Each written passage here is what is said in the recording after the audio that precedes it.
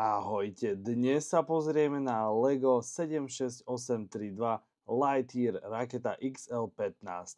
Tento set sa na LEGO stránke predával za 49,99 €. Momentálne je už vyradený, ale u nás ho stále viete nájsť na internete za oveľa lepšiu cenu.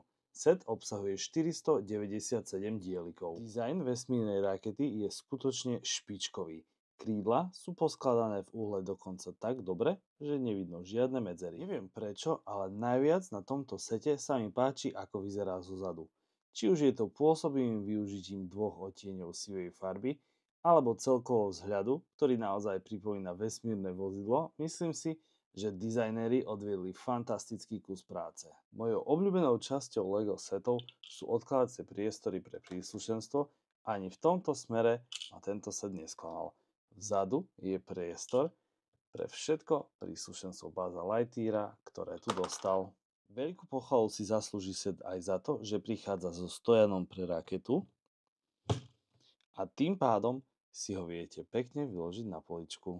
So stojanom prichádza aj malá tabuľka, na ktorej si viete pozrieť rôzne info ohľadom vesmírnej lode. Interiér je v celku stiesnený, no veľmi oceňujem priestor na státie pre mačku.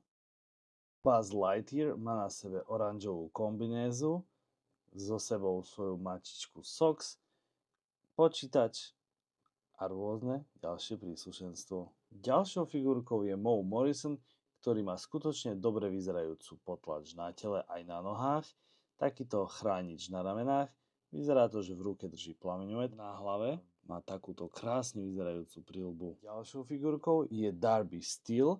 Tá je takmer identická až na to, že má iný chránič na ramenách, v ruke má raketomet a tvár má potlačenú z oboch strán.